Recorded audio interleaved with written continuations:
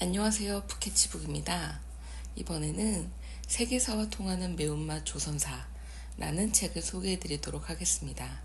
김용남 지음 33가지 질문으로 파헤쳐본 조선의 빛과 그늘. 김용남 어려서부터 책에 묻혀 살았다. 과학고를 거쳐 공대에 입학했다가 다시 사대에 진학해 국어와 사회를 복수 전공했다. 21년간 고등학교 교사로 문학, 독서 등 국어 과목과 한국사, 세계사, 한국지리, 세계지리, 경제 등 사탐 과목은 물론이고 한문, 철학, 문화비평까지 두루 맡아 가르쳤다. 재직 중 80여 개 국가를 자유롭게 배낭여행하면서 세계사의 현장을 확인하고 대세 세계사를 썼다. 학생들에게 역사를 가르칠 때는 항상 동시대의 한국사와 세계사를 비교하면서 입체적으로 이해할 것을 권유했다. 이번 책은 조선사에 그와 같은 방식을 적용한 결과물이다.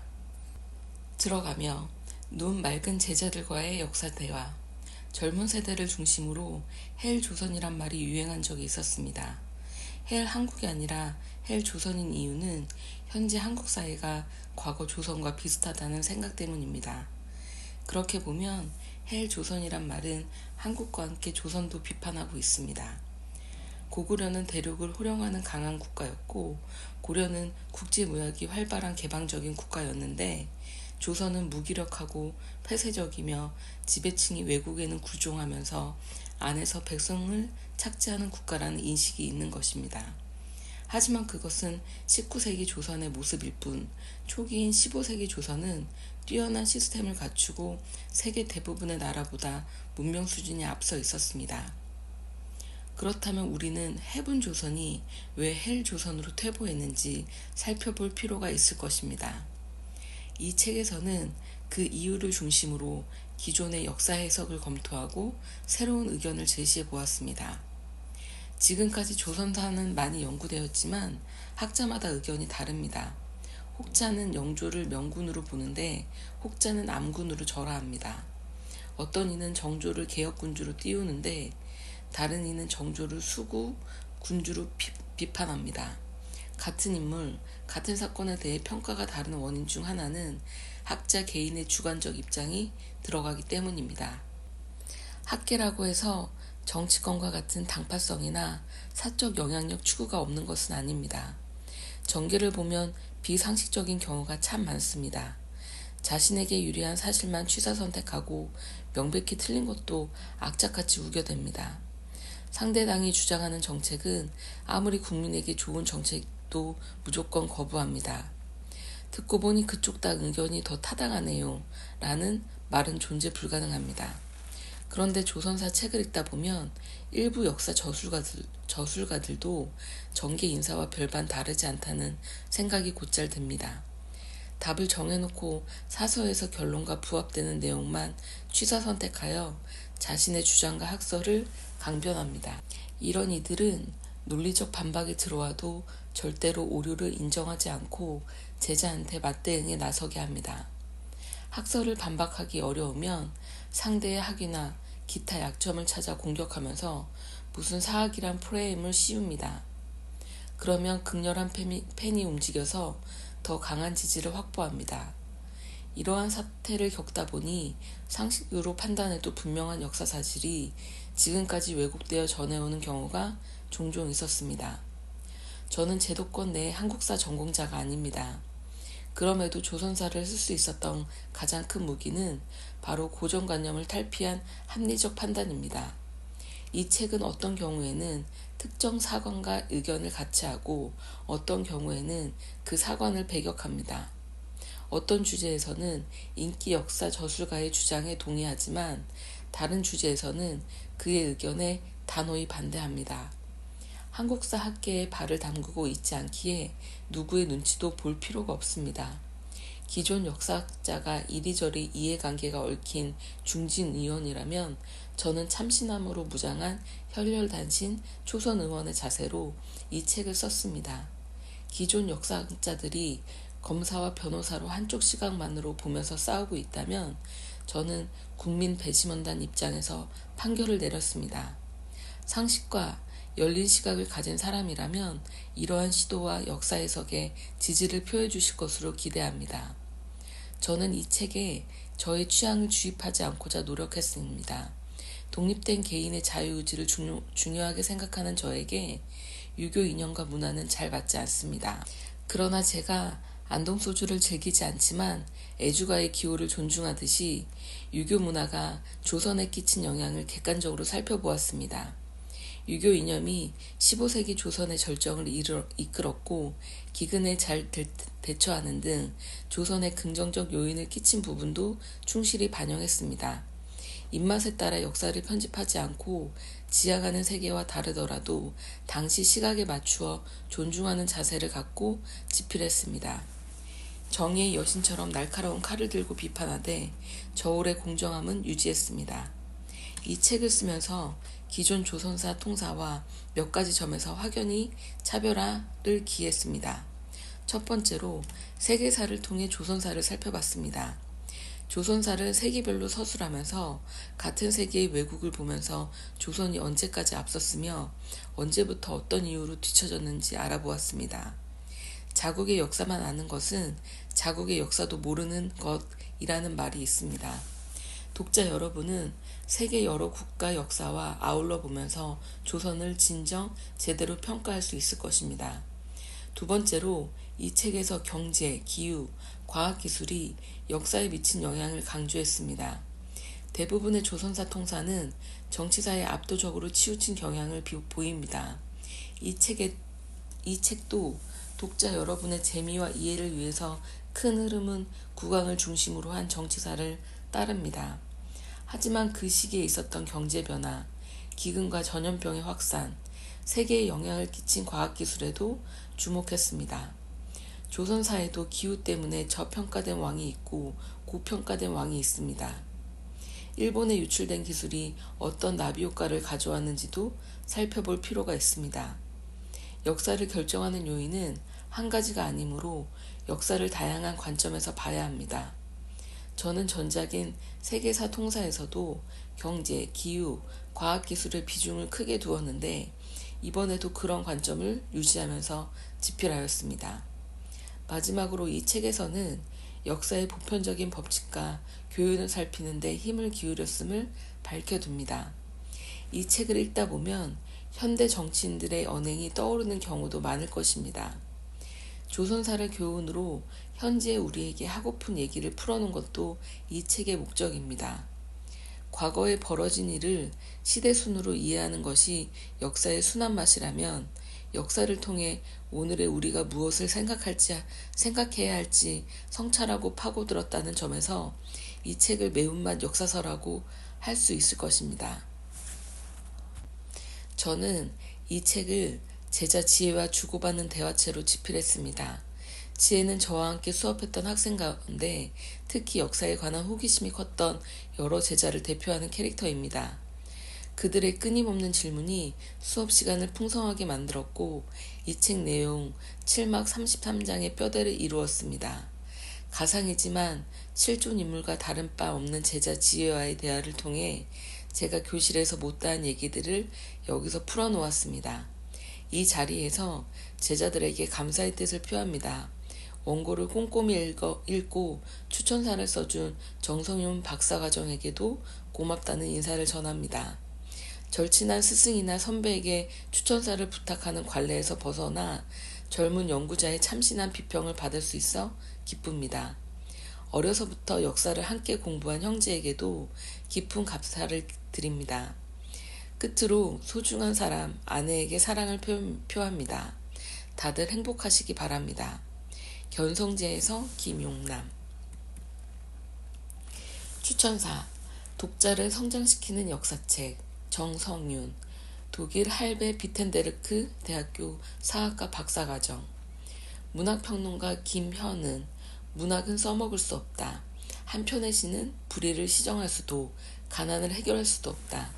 그럼에도 불구하고 문학을 한다면 도대체 문학은 무엇을 할 수 있는가? 라는 물음을 던진 적이 있습니다. 이 물음은 역사에 대해서도 동일하게 적용됩니다. 역사 공부의 효용성에 대한 질문은 오늘날 더욱 날카롭게 제기되고 있습니다. 역사 지식이 바로 스펙으로 연결되지도 않는다는 점에서 오늘날 역사학자들은 나름의 변명을 마련해 두고 있어야 하는 것 같습니다. 최근 10여 년 동안 한국 사회에서 널리 통용된 변명은 역사를 비롯한 인문학을 교양이라 소개하며 상징 자본처럼 대하는 방식이었습니다. 그런데 고등학교에서 역사를 가르치는 김용남 선생님이 쓴 이 책은 보다 다양한 방향에서 역사 공부의 가치를 보여주고 있습니다. 첫째, 이 책은 조선시대 역사를 충실하게 담아내어 독자가 필요로 하는 정보를 제공하고 있습니다. 보통의 역사책처럼 세계사와 통하는 매운맛 조선사, 또 국왕의 활동 및 다음 대로의 개성이라는 정치 연대기의 반복을 통해 역사를 서술합니다. 기존의 친숙한 방식을 사용하면서도 조선시대를 세계별로 발단, 절정, 위기, 전환, 전개, 하강, 결말로 구분하는 독창적 구성을 시도했습니다. 그럼으로써 조선의 정치외교적 환경의 변화나 사회경제적 발전을 보다 장기적인 관점에서 조망할 수 있도록 하고 있습니다. 또한 이 책은 조선 정치사에 국한되지 않는 다양한 정보를 함께 소개하고 있어서 종합교양서로서 충분한 가치를 지닙니다. 역사책 독자들은 역사 지식의 공통의 배경 지식으로 활용합니다. 역사 지식은 실용적인 측면에서는 공통 지식으로서 커뮤니케이션을 쉽게 만들어주는 프로토콜로 작용합니다. 매운맛 조선사는 조선시대에 관한 역사적 지식을 종합적으로 제공하여 역사책을 찾는 독자들의 필요에 부응하고 있습니다. 이에 더하여 과학이나 기후 등 상대적으로 낯선 영역과 조선사를 관련지어 설명함으로써 독자의 이해를 넓히고 있습니다. 둘째, 매운맛 조선사는 조선시대와 관련한 질문을 던지고 답하는 방식으로 역사를 풀어가고 있습니다. 저자가 해답을 제시하는 과정에는 다양한 지표와 비교, 조선과 외국 역사의 비교가 근거로 제시됩니다. 이 책에서 저자는 세계 각국, 특히 중국과 일본의 사례를 풍부하게 인용하고 있습니다. 이를 통해 독자는 같은 시기의 조선과 외국이 어떻게 달랐는지, 또 조선과 유사한 사건이 벌어진 외국은 어떠했는지 확인할 수 있습니다. 역사 공부는 필연적으로 비교 과정을 거치게 됩니다. 과거를 확인할 수 있는 방법은 제한적입니다. 부족한 정보를 바탕으로 역사 속 상황, 제도, 인물에 대한 판단을 내리는 것은 때로 오해나 편견을 재생산하는 일이 될 수 있습니다. 역사 공부는 과거와 현재, 여기와 저기를 비교하며 이루어져야 합니다.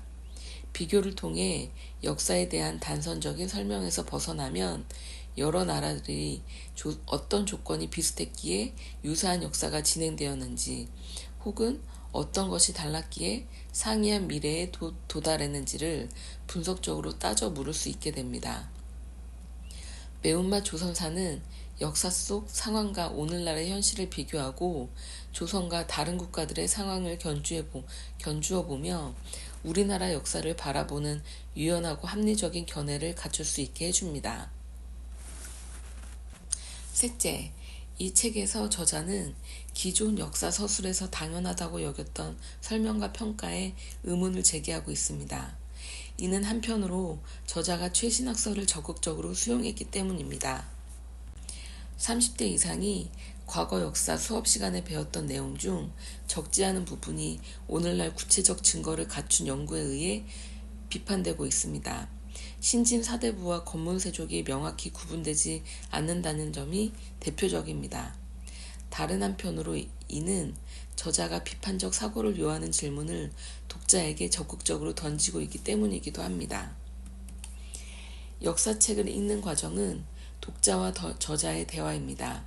예전에는 민족주의를 비롯한 특정한 역사의식을 바탕으로 과거를 해석하는 경향이 지배적이었습니다.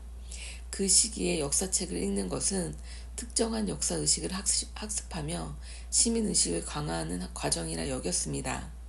그러나 다원주의 관점이 주류가 된 현재, 그런 시도는 다양한 반론에 직면하였으며 다양한 채널을 통해 정보를 획득하는 현 시점의 독자들에게 그런 서술 방식이 효과를 발휘하기도 어렵게 되었습니다.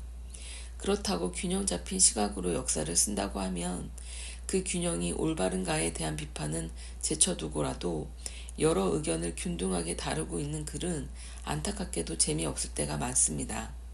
기계적 균형에 머무는 것은 어떤 면에서는 독자와의 상호작용을 포기하는 것이기 때문입니다. 독일의 역사학자 라인하르트 코젤렉은 역사가의 일이 정체성을 만드는 것이 아니라 그것을 부수는 것이라고 말한 바 있습니다. 코젤렉은 우리가 당연한 것으로 받아들이고 있는 현재 상태의 기원을 밝히고 그것이 어떤 과정을 거쳐 오늘의 형태로 자리 잡았는지를 분석하고자 했습니다.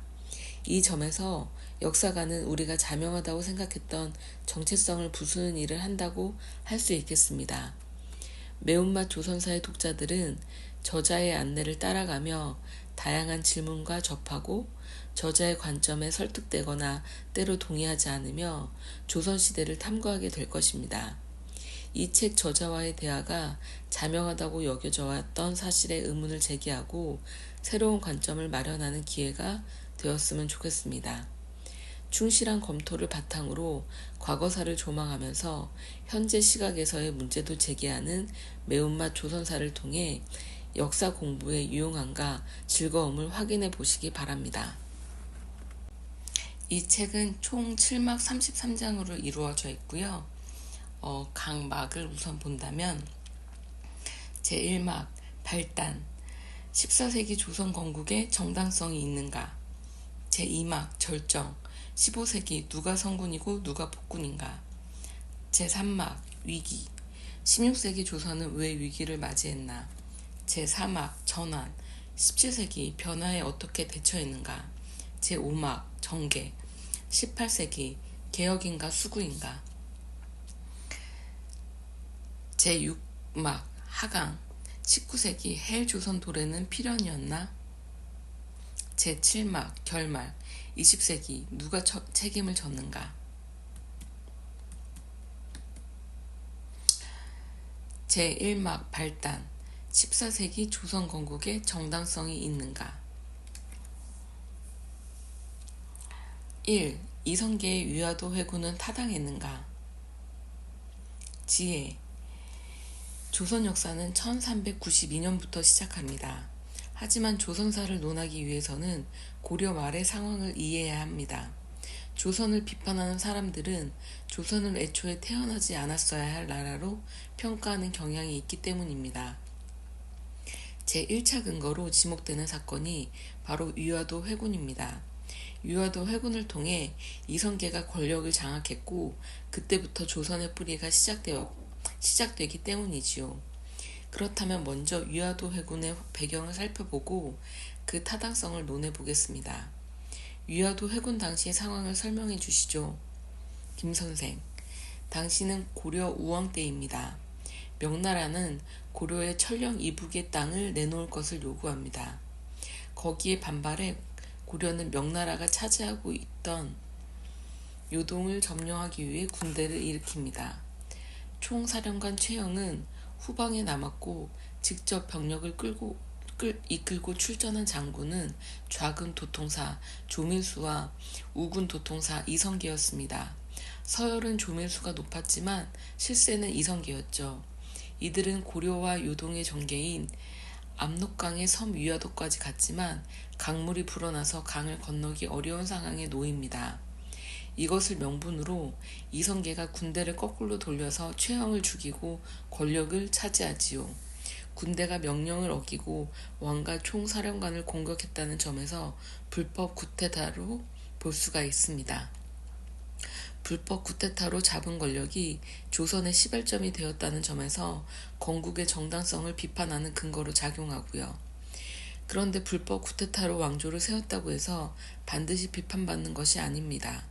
고려 자체도 신하였던 왕건이 궁예를 상대로 칼을 들고 일어나 세운 왕조였습니다. 카이사르가 루비콘 강을 건넌 사건이나 나폴레옹이 브리메르 18일에 일으킨 행위도 쿠데타이지만 역사의 평가는 나쁘지 않죠. 당시 상황이 쿠데타를 일으킬 만했는지 그 후에 어떤 정책을 펼쳤는지에 따라서 행위가 지탄받기도 하고 용서 또는 옹호되기도 하는 거겠죠. 지혜. 그 점에서 이성계는 왜 군대를 돌려야만 했는지 상황을 더 자세히 봐야겠군요. 먼저 이성계 개인에게 초점을 맞추어 보죠. 그는 애초에 요동 정부를 반대했는데요. 여기에는 이전 경험이 크게 작용한 것으로 보입니다. 김 선생, 이성계는 우왕의 아버지인 공민왕 때 이미 요동 정벌 경험이 있습니다. 중국을 지배하고 있던 원나라가 새로 일어난 명나라에 밀려서 북쪽으로 퇴각하던 상황이었죠. 그래서 원나라 지배를 받던 요동지방의 방어가 취약해졌습니다. 그 틈을 타서 고려에서는 시중이던 이인임을 총사령관으로 지용수, 이성계 등이 원정에 나서서 요동성을 점령하지요. 하지만 식량 부족 등의 이유로 퇴각하고 맙니다. 국제 정세로 보면 고려의 동북쪽에는 여진족이 있었고 배후의 왜구도 근심이어서 요동의 고려군의 전력을 투자하기는 어려웠지요. 경제적으로 보면 요동은 농업 생산량이 낮아서 백성을 이주시켜도 자급자족하기 힘들었고요. 그렇다고 당시 고려가 풍족했던 국가도 아니었습니다. 14세기에는 유라시아 대륙이 전체적으로 기후 여건이 좋지 않아 농업 생산성이 낮았거든요. 흑사병이 휩쓸고 간 시기고 몽골 제국은 집회인 교초의 남발로 인플레이션이 일어나면서 상공업이 파탄나지요. 고려의 국제무역 시스템도 무너집니다. 고려는 몽골 제국의 반기를 들고 일어났던 홍건적의 일파가 침입해서 수도까지 함락되기도 했죠. 흉작과 전염병과 전쟁으로 백성이 지친 상황이었으니 요동을 점령해도 유지하기 불가능했던 겁니다. 공민왕 때의 1차 요동정벌이 1370년입니다. 위화도 회군을 가져온 2차 요동정벌은 1388년이고요. 20년도 안 되는 기간에 고려의 군사력과 경제력이 갑자기 확 좋아진 것은 결코 아니었죠. 그래서 1차 요동정벌을 경험했던 이성계로서는 요동정벌 자체에 회의적일 수밖에 없었던 거죠. 지혜. 그래서 이성계가 제시했던 것이 유명한 사불가론인데요. 첫째, 작은 나라가 큰 나라를 쳐서는 안 된다. 둘째, 여름철에 군대를 동원하면 안 된다. 셋째, 왜구가 허점을 노려 침입할 수 있다. 넷째, 장마철이라 활의 악효가 높고 전염병에 걸릴 수 있다. 이 네 가지입니다. 작은 나라가 큰 나라를 치면 안 된다는 논리가 사대주의로 매도되기도 하더군요. 자주적인 고려, 사대주의를 택한 조선이라는 프레임이 만들어지면서 오늘날의 조선 비판 근거가 되고요. 김 선생, 사대주의라는 정치적 차원이 아니라 국력이라는 현실적 차원에서 볼 필요가 있습니다. 역사상 작은 나라가 큰 나라를 쳐서 이긴 경우도 종종 있기는 합니다. 마케도니아의 알렉산드 드로스가 아케메네스 페르시아를 삼킨 것이나 아랍인이 명장 할리드 이븐 알 와르리드의 활약으로 강대국이던 비잔티움 제국과 사산조 페르시아를 격파한 것, 토번의 가르치닌이 소라한산 전투에서 당나라 대군을 전멸시킨 것 등등이죠. 하지만 이들의 경우에는 천재적인 장군이 있거나 소수지만 병사가 정예였거나 하는 승리의 이유가 존재했습니다. 그런데 당시 고려가 명나라를 상대로 이길 수 있었을까요? 명나라는 남옥을 비롯한 명장이 질비했고 병사들은 숱한 전투에 단련되어 있었습니다. 물자도 고려에 비하면 거의 무한대였습니다.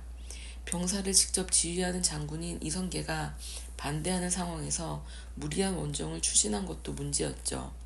이성계는 이기면 자신의 논리가 틀린 것을 증명하는 셈이 되고 지면 패전 책임을 덮었어야 하니까요. 장마라는 조건은 명나라와 조선이 마찬가지인데 반대 이유가 되느냐는 의견도 있는데요. 장마철에는 장거리 이동을 하고 노숙을 해야 하는 원정군이 매우 불리합니다. 그래서 요즘 학자들 대부분은 이성계의 사불갈론이 타당하다고 보고 있습니다.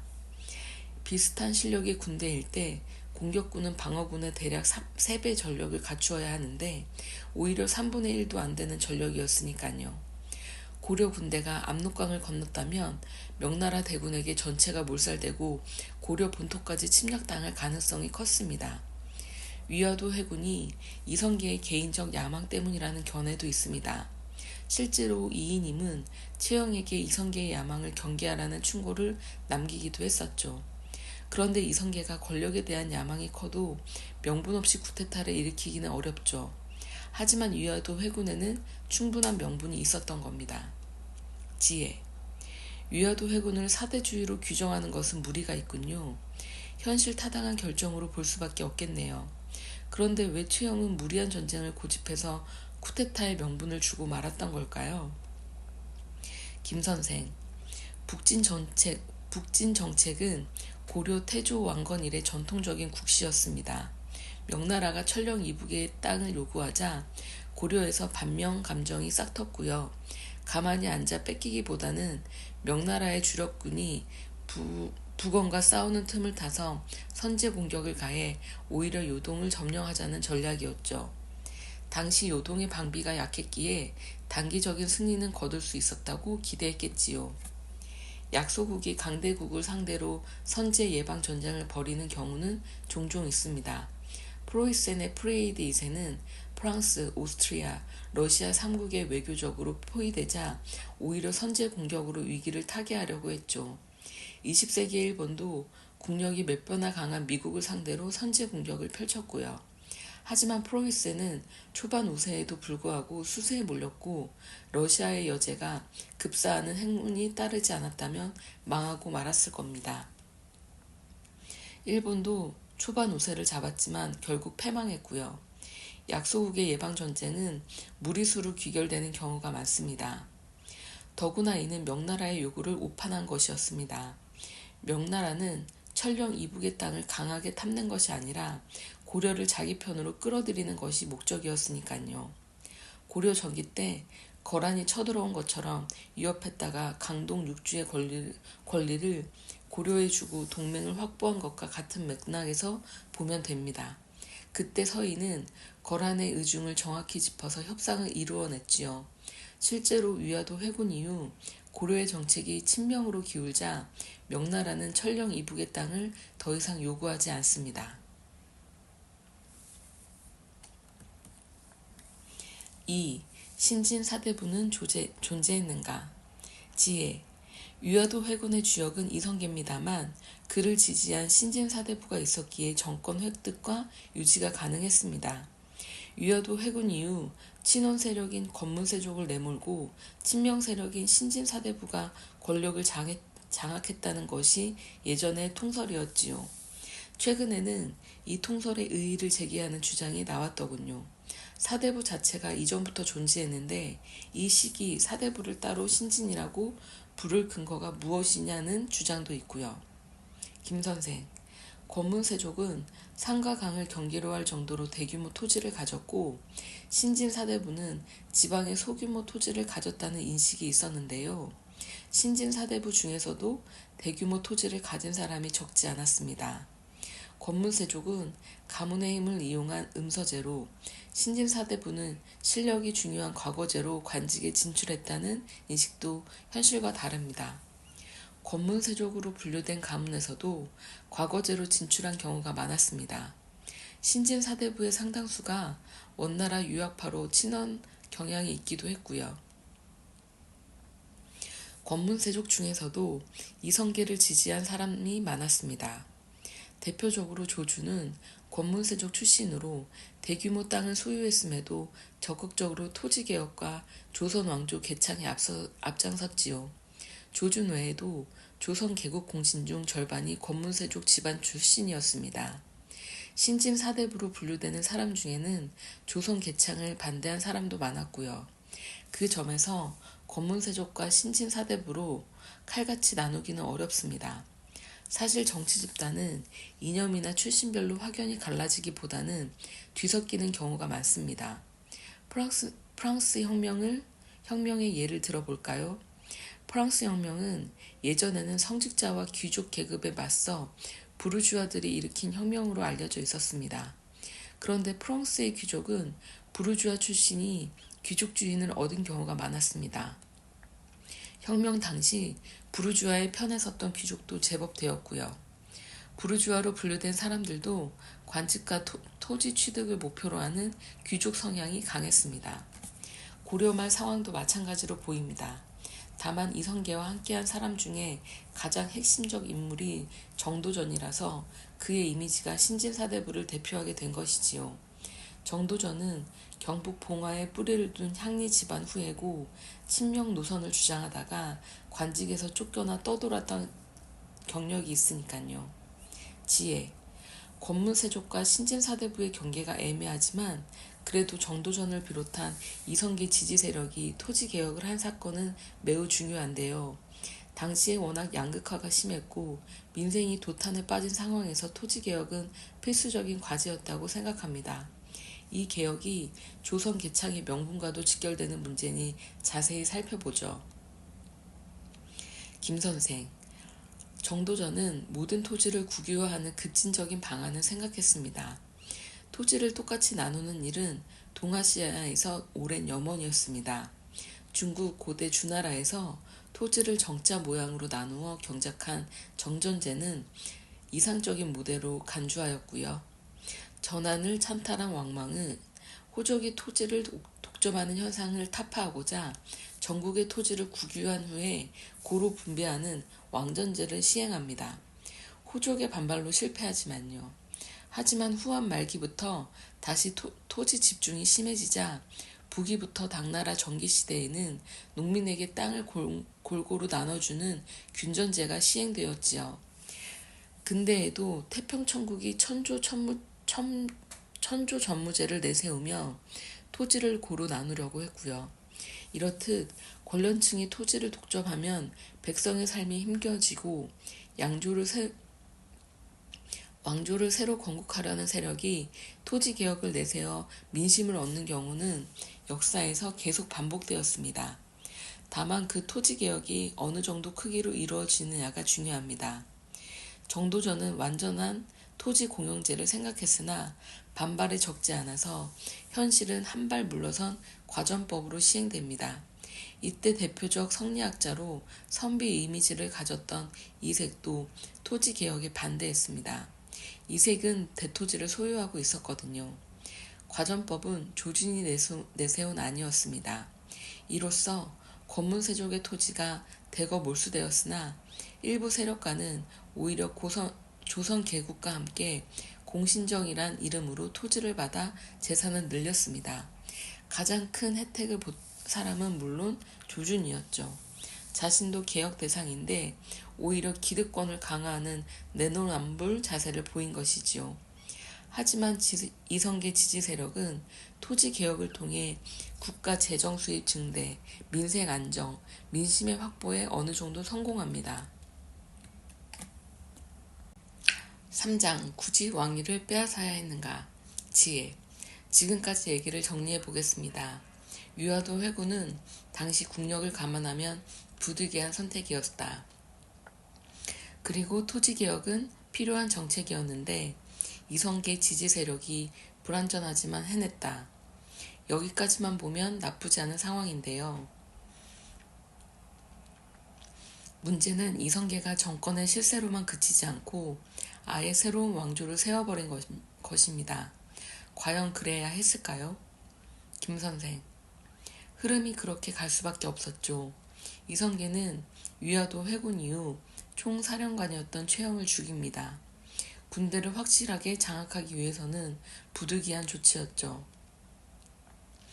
아니면 이성계 자신이 반격을 받아 죽을 가능성이 크니깐요. 최영이 죽고 군대 통제권을 잃어버린 우왕은 환관들을 동원해 이성계를 기습하지만 실패합니다. 칼을 직접 맞대었으니 우왕은 폐위될 수밖에 없었지요. 우왕의 어린 아들인 창왕이 왕위에 오르는데 아버지를 내쫓은 이상 아들이 장성하면 곤란하니 창왕도 몰아내는 방법밖에 없었습니다. 이들을 폐위한 명분은 우왕이 공민왕의 아들이 아니라 승려인 신돈의 아들이라는 것이었죠. 신돈이 자신의 영자를 공민왕에게 보냈고 우왕은 신돈과 그 여자 사이에서 태어난 아이라는 주장입니다. 오늘날 다수학자는 우왕이 공민왕의 친자식이라고 생각하고 있습니다. 하지만 당시 이성계로서는 다른 선택지가 없었을 겁니다. 여기까지는 위화도 회군 이후 예정된 수순이었다고 봐도 될 것 같습니다. 이성계는 창왕 폐위 이후 고려 왕실 일가 중에서 공양왕을 왕으로 추대합니다. 공양왕의 동생이 이성계와 사돈인 점이 반영된 것 같습니다. 중요한 것은 이 지점부터인데요. 이성계에는 두 가지 길이 있었습니다. 하나는 공양왕 밑에서 실세로 군림하는 것이고 하나는 공양왕으로부터 왕위를 넘겨받는 것이지요. 그동안 고려에서는 권신이 권력을 장악한 사건이 여러 번 있었습니다. 초기에 강조가 목종을 죽이고 현종을 옹립했습니다. 고려 중기에 이자겸도 난을 일으켰을 때 왕이 될 기회가 있었고요. 무신 정권 시기에는 무인이 왕보다 권력이 훨씬 강했고 왕을 갈아치우기도 했죠. 하지만 이들 모두는 왕이 될 명분이 부족했고 백성의 지지를 받지도 못했기에 실세로 군림했을 뿐 왕위를 무리하게 차지하지 않았습니다. 반면 이성계는 홍건적과 왜구를 물리치면서 쌓은 전공이 컸고요. 지금의 한경도 지방인 동분면을 거의 독립적으로 경영한 바도 있었고 가졌던 사변 숫자도 매우 많았습니다. 새로운 국가의 틀을 제시하는 정도전이라는 브레인도 있었고요. 위화도 회군으로 인해 명나라의 인정을 받기도 좋았습니다. 즉 이성계는 고려 왕조의 다른 권신보다는 왕위에 오르기에 여러모로 유리한 위치에 있었습니다. 하지만 그것이 왕위에 오를 정당성을 주는 것은 결코 아니지요. 이성계가 왕위에 오르기 위해서는 고려 왕실 자체가 치명적인 과오가 있어야 하는데 그렇지 않았거든요. 여기서 이성계 지지 세력이 둘로 갈라집니다. 명분을 중시하여 왕조 개창에 반대하는 세력과 현실의 이익을 위해 새 왕조를 열자는 세력이지요. 지혜, 흔히 교과서에서는 이 시기에 정몽주를 비롯한 온건파는 고려의 틀을 지키면서 개혁하자고 했고 정도전을 비롯한 급진파는 새 왕조 개창을 주재하겠다고 설명하고 있지요.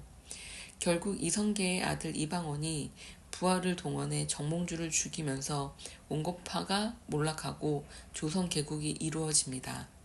가뜩이나 왕위에 오를 명분이 부족한데 정몽주까지 죽였으니 명분이 더욱 없어졌겠네요. 김선생, 그렇죠. 정몽주는 최고의 성리학자이면서 유능한 재상이었습니다. 법률과 경제와 행정에 두루 뛰어났지요. 명나라와 일본을 오가면서 외교 능력을 발휘했고요. 젊었을 때 이성계의 황산대첩에 참전했던 적이 있을 정도로 군사 분야에 식견도 있었죠. 무엇보다 인품이 뛰어나서 많은 사람의 존경을 받았습니다. 즉 정몽주는 고려의 구심점이었습니다. 정몽주는 고려를 지키는 쪽을 택했습니다. 정몽주는 이성계가 말에서 떨어져 부상을 입은 사건을 기회로 여겨 정도전 등 급진 세력을 대거 탄핵합니다. 급진 세력은 허수아비로 생각했던 공양왕이 정몽주와 함께 자신들을 공격하자 위기의식을 느끼고 이를 빨리 도모해야겠다고 생각합니다. 결국 이방원이 부하를 시켜 정몽주를 살해하는데요. 반대파를 제거하더라도 법적 형식은 갖춰야 하는데 테러를 해버렸으니 개경 백성들의 지지를 대거 잃어버렸지요.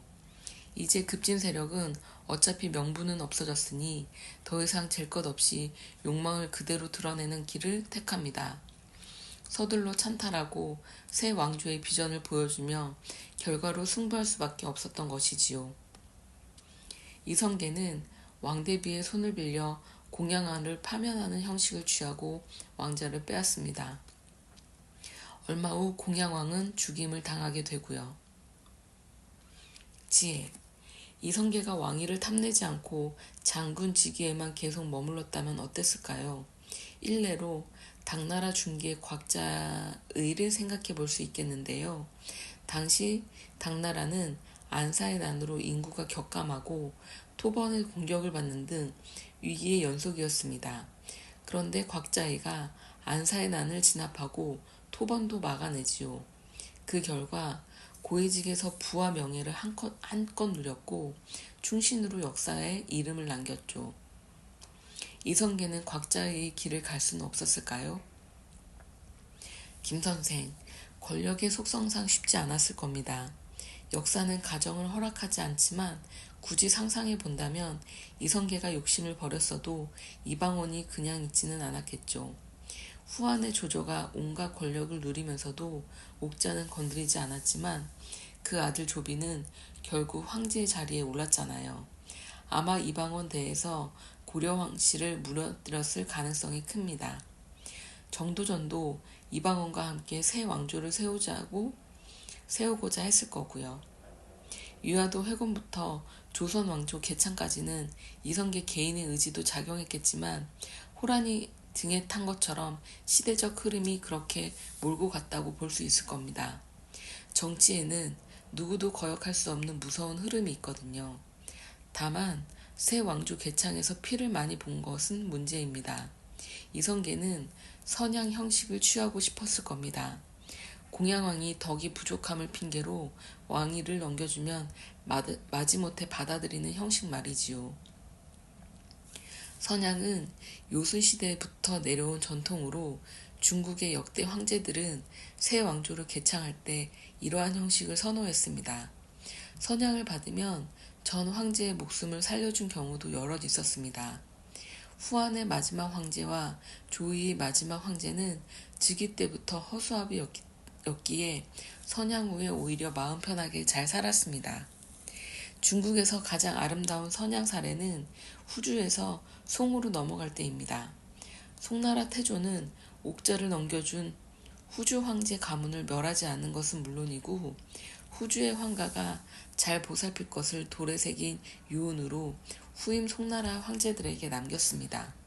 덕분에 후주의 황실 집안은 대대로 고위직을 역임했고 송나라가 몽골의 침입으로 망할 때 마지막 전투에서 함께 싸우며 최후까지 같이 했습니다. 중요한 것은 고려 사대부들 정신에서 송나라가 차지하는 비중입니다. 문치주의를 시행했던 송나라는 사대부의 나라였습니다. 황제가 직접 과거시험 문제를 출제했고 과거제에서 뽑힌 인재가 국가와 황제에게 충성을 다하는 시스템이 갖추어진 나라였습니다. 멸망할 때도 문천상을 비롯한 많은 사대부가 몽골의 회유를 마다하고 죽음을 택했지요. 중국 역사를 통틀어 가장 절의를 중시했던 국가가 송나라입니다. 그런데 송은 960년부터 1279년까지 존속했고 고려는 918년에서 1392년까지 존속했습니다. 고려의 사대부들은 송나라 멸망 때 사대부가 어떻게 처신했는지를 너무나 잘 아는 사람들이었습니다. 고려 왕실과 이성계가 후주와 송의 관계처럼 될 것이란 기대가 있었다면 사대부들은 이성계를 지지했을 수도 있습니다. 하지만 정몽주에게 행한 테러와 선양 절차를 제대로 거치지 않은 것은 그런 기대를 날려버렸습니다. 결국 고려의 많은 사대부가 벼슬을 마다하고 고향으로 내려가는 길을 선택합니다. 조선 건국에 명분이 없다고 생각했으니까요. 이 점은 조선 왕조의 개창은 물론이고 이후까지도 큰 부담이 됩니다. 위화도 회군에서 조선 건국까지 4년입니다. 매우 빠르게 전개되었지요. 조의의 사마이는 고 평릉 사변을 통해 조씨일가를 제거하고 권력을 잡았지만 16년 후에야 손자 사마염이 비로소 황제의 자리를 빼앗은 사례를 생각해 볼 필요가 있습니다. 일본의 도쿠가와 이에야스도 1600년 세키가하라 전투로 실권을 장악했지만 1615년에야 도요토미 가민을 멸망시킵니다. 고려는 500년 가까이 존속한 왕조였는데 지나치게 빠른 찬탈 과정은 당시 사람들이 수긍하기 어려웠다 봐야겠지요. 지혜. 정리하면 위화도 회군은 타당했다. 일단 쿠데타를 한 이상 새 왕조 개창까지는 어쩔 수 없는 수순이었다. 하지만 그 과정에서 명분을 충분히 확보하지 못했기에 지지를 받지 못해 건국 이후까지 부담이 되었다. 이렇게 봐야겠네요.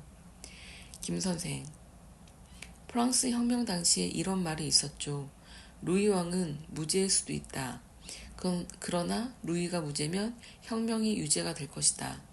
지금에 와서 혁명을 유죄로 만들 수는 없다. 그러니 루이가 죽어야 한다. 어쩌면 고려 말의 상황도 같은 흐름이었을 겁니다. 위화도 회군을 유죄로 만들 수 없으니 고려는 망해야 했습니다. 지혜. 결국 고려가 망하고 조선이 건국됩니다. 그런데 조선은 건국 이후에도 한동안 피바람이 몰아치죠. 김 선생. 이성계는 1392년에 공양왕을 끌어내리고 직접 왕으로 즉위합니다. 이어 고려 왕족들을 대거 살해하는데 이것도 명분이 없는 행위였습니다.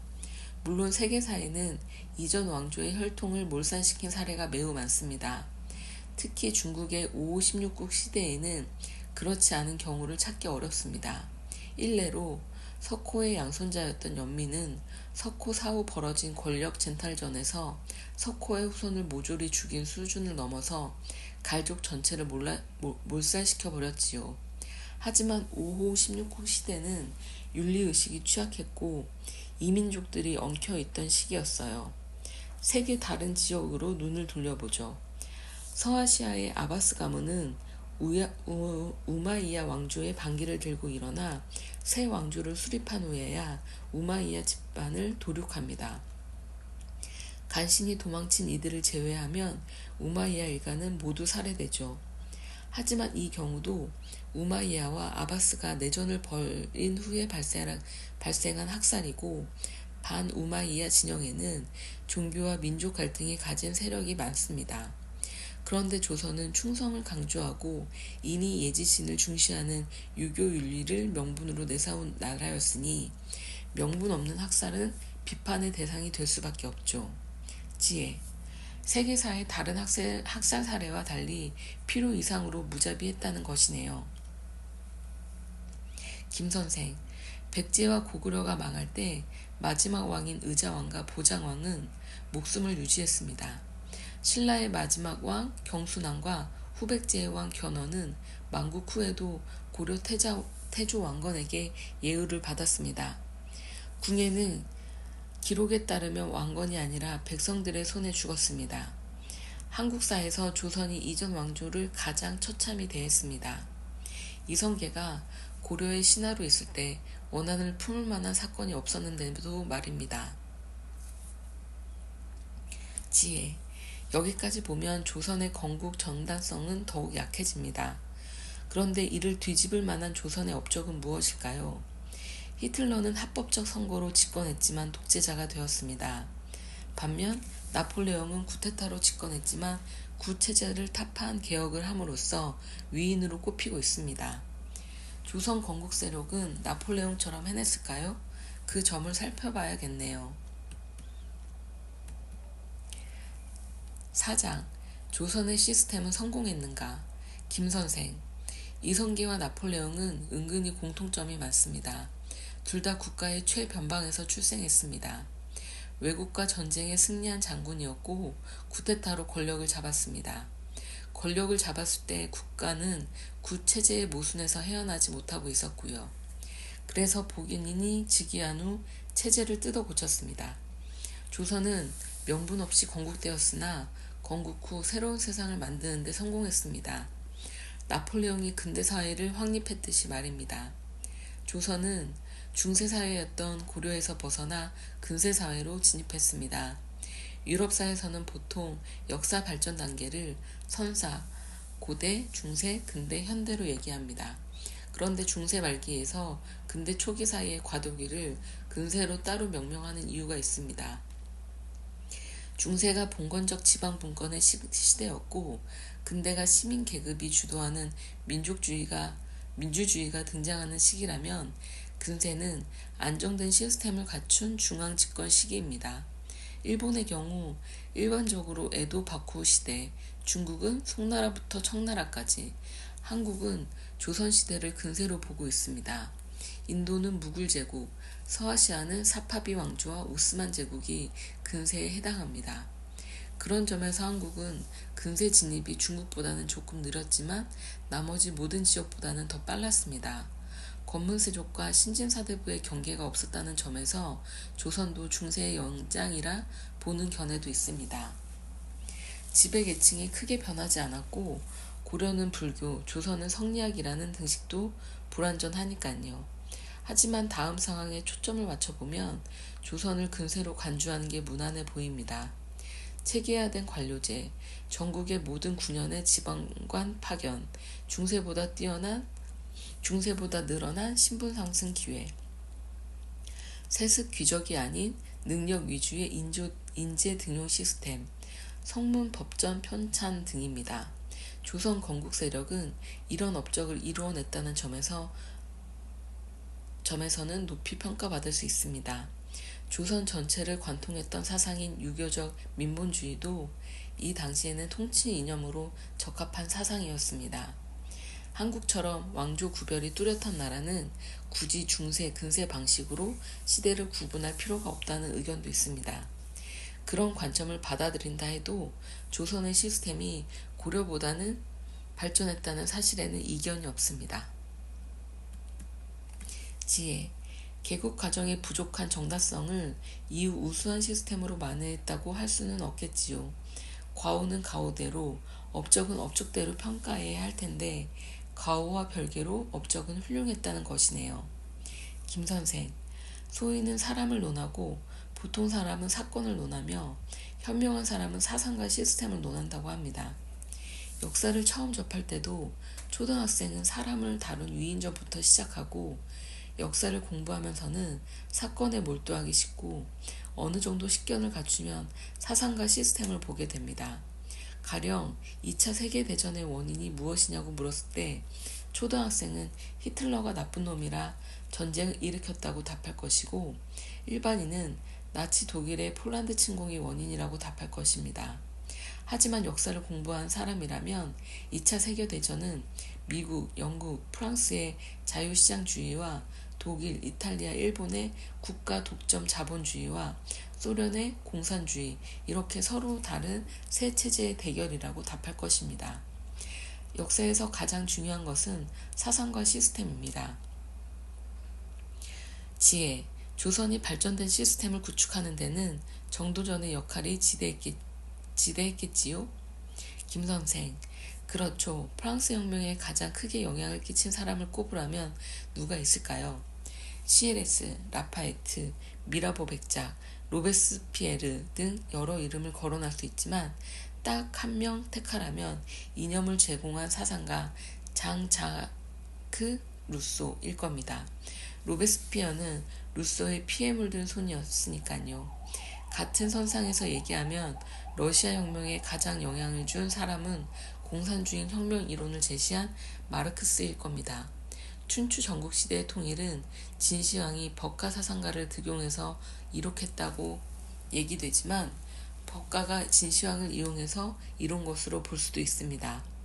이렇게 보면 조선의 사상과 시스템을 제공한 정도전은 실질적인 건국자입니다. 과감하게 말하면 조선은 이성계의 무력을 빌려 정도전이 세운 나라인 것이지요. 정도전의 개혁은 11세기 송나라 왕 안석의 개혁 시도 이후 동아시아에서 가장 큰 시도였다고 주장하는 학자가 있는데요. 정도전이 왕 안석 이상이라 여겨집니다.